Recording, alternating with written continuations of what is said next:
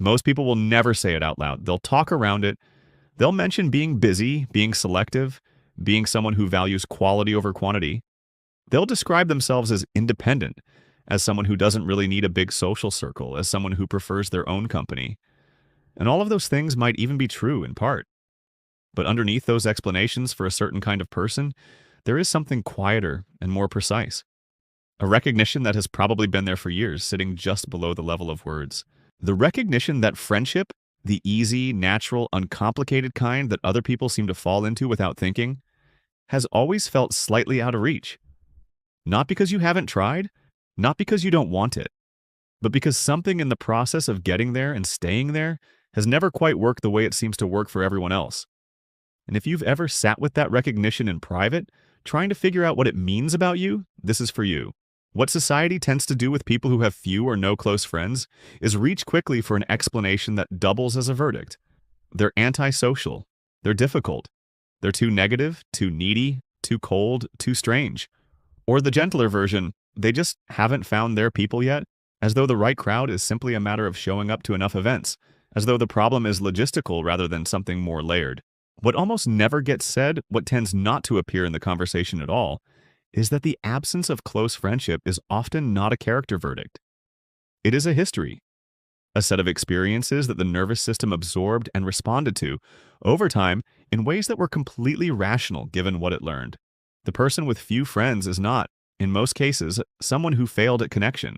They are someone whose relationship with connection became complicated, often early, often quietly, often in ways they didn't have language for at the time, and still struggle to fully articulate. This is not a flaw. It is a pattern, and patterns, unlike verdicts, can be understood.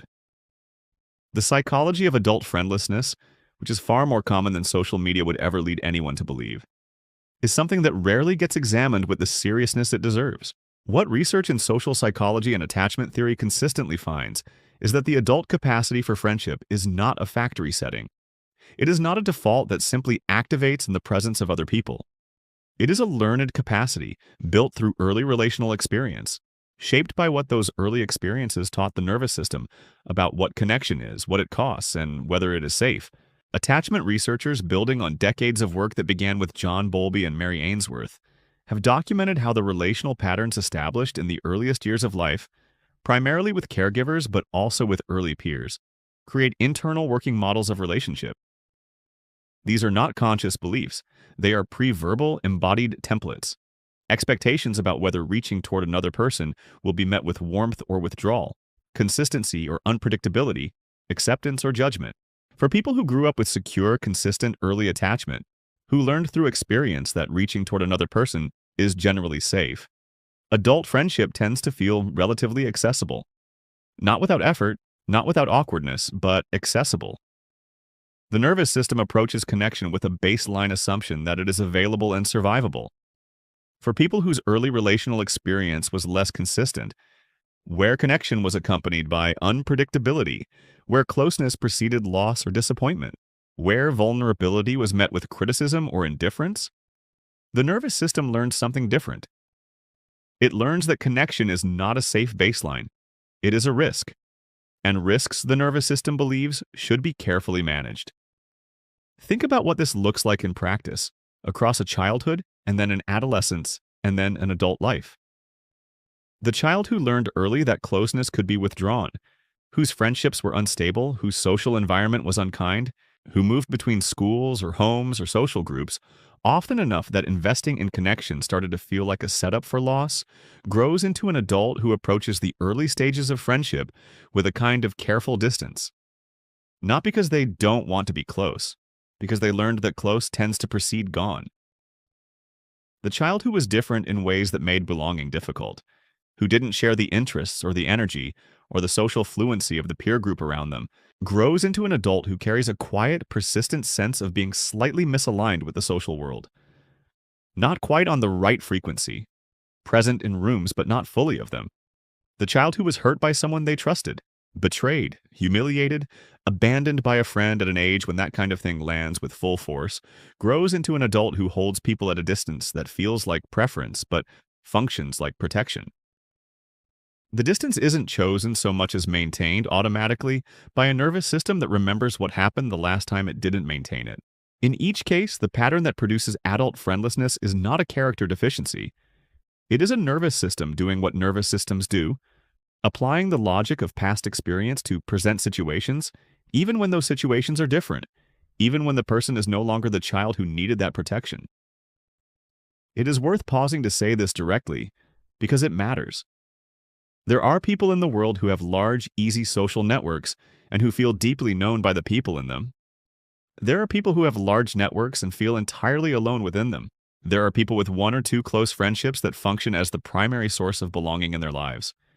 And there are people who have built a life that is genuinely full and genuinely meaningful, with very little friendship in it at all, who have found other vessels for the things friendship typically carries: creative work, solitary practice, a relationship with the natural world, a spiritual life. None of these configurations is the correct one.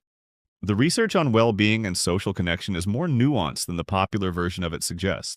What it consistently finds is not that more friendship equals more well-being, but that the subjective experience of feeling connected, of feeling known by at least one other person, even intermittently, is associated with better outcomes across a range of measures. One real connection carries most of the weight. The number beyond that is far less important than the culture of friendship tells us it should be. This is not permission to stop wanting more. It is permission to stop measuring your life against a social standard that was never built for everyone. Here is something that tends to go unexamined, and it is worth examining. The person who has few or no close friends often has a very highly developed inner life. Not always, but often. The time and energy that gets distributed across a large social network for people who have one tends to get redirected inward for people who don't. Into thinking, into creating, into the careful observation of human behavior that comes naturally to someone who has spent more time watching the social world than participating in it. There is a particular kind of perceptiveness that develops in people who grew up slightly outside the mainstream of belonging, who learned to read rooms carefully because they couldn't take their place in them for granted, who developed an understanding of social dynamics from a vantage point that insiders rarely access: the edge, the slight remove, the position of the observer rather than the performer.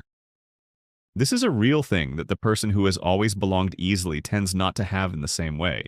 It is not compensation. It is not a consolation prize for the absence of friendship. It is a genuine cognitive and emotional development that happens in certain kinds of solitude, a depth of self-knowledge, a tolerance for complexity, a comfort with ambiguity and with one's own interior that people who have always had others around to reflect them back don't always develop in the same way. The cost is real. The loneliness that can accompany this kind of life, particularly in the moments when it becomes most visible, when everyone around you seems to be part of something you're not, is not small. It is the kind of pain that accumulates quietly and surfaces in specific moments with unexpected intensity. Seeing a group of friends laughing at a restaurant, being asked at a gathering who you came with, the new year, the birthday, the ordinary Tuesday evening when the absence is louder than usual. That pain is real, and it deserves to be named as such, not managed or reframed away, named. But here is what is also true.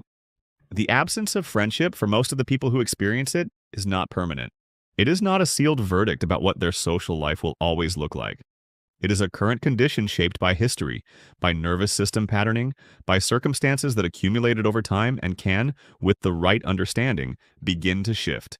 Not through performing friendliness more convincingly, not through forcing exposure to social situations and waiting for something to take, but through the slower, quieter process of understanding what the nervous system learned to expect from connection and gradually, incrementally giving it evidence that its model is not the only possible truth.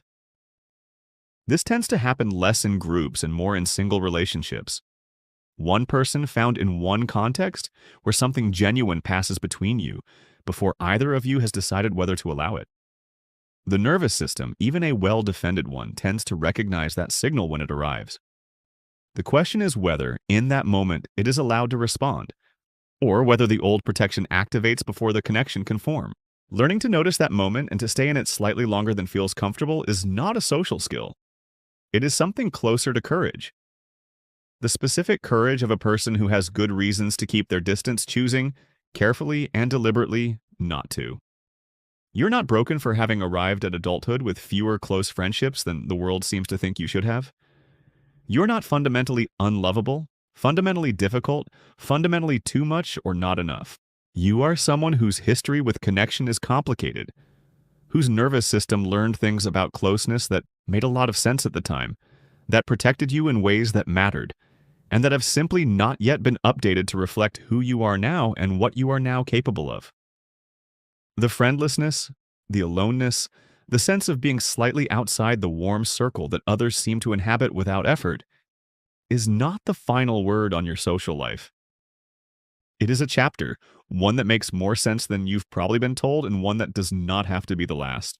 The capacity for connection is not gone. It is waiting in most cases for circumstances and people that feel safe enough to let it move.